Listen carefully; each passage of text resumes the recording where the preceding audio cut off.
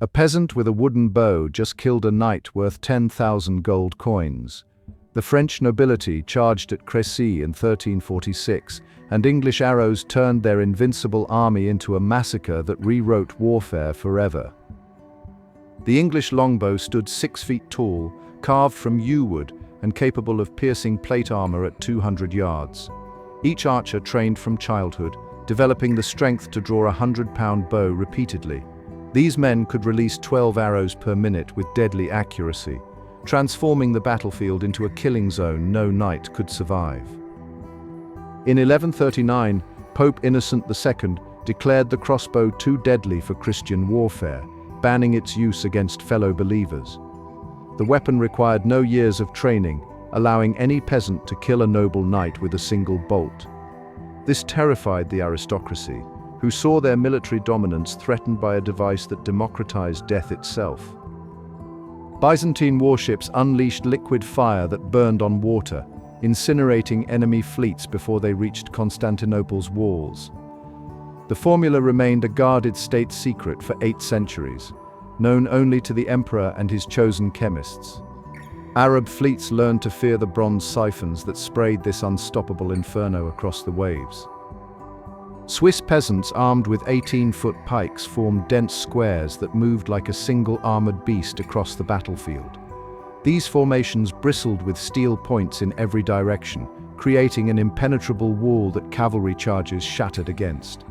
At Morgarten in 1315, 3,000 Swiss infantry annihilated Leopold's Austrian knights, proving that disciplined commoners could destroy the mounted elite.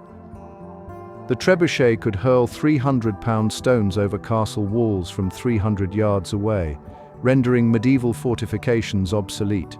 Engineers discovered that counterweight systems generated far more power than human-pulled torsion engines, creating siege weapons that operated like giant mechanical hammers. A single trebuchet crew could bombard a fortress continuously, smashing through walls that had protected kingdoms for generations. The halberd combined an axe blade, a spear point, and a hook into one devastating weapon that could counter every knightly advantage. Infantry wielding these 7-foot polearms could pierce armor with the spike, dismount riders with the hook, and cleave through helmets with the axe head in fluid succession. The same battle that proved the longbow's dominance also witnessed the debut of Europe's newest terror. English forces deployed primitive cannons called bombards, crude iron tubes that fired stone balls with deafening explosions. These early firearms proved wildly inaccurate and slow to reload, yet their psychological impact shattered nerves as effectively as arrows shattered armor. As plate armor reached its peak in the 14th century, blacksmiths forged weapons specifically engineered to crush rather than cut.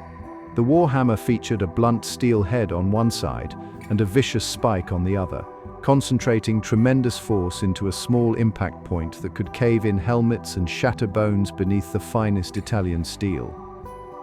The first handheld firearms appeared clumsy and unreliable, yet they marked the beginning of warfare's greatest transformation. The arquebus required a burning match, careful powder measurement, and nearly a minute to reload between shots. Despite these limitations, a peasant with 3 weeks of training could now kill a knight whose armor and skills represented a lifetime of wealth and preparation. These weapons shattered more than armor and bone. They destroyed the fundamental social contract that justified medieval hierarchy. When any commoner could kill a nobleman from 200 yards away, the entire feudal system faced an existential crisis that no amount of cavalry charges could resolve. These innovations transformed warfare and toppled the social order that had ruled Europe for centuries. If this story fascinated you, hit that like button, subscribe for more historical revelations, and share this with fellow history enthusiasts.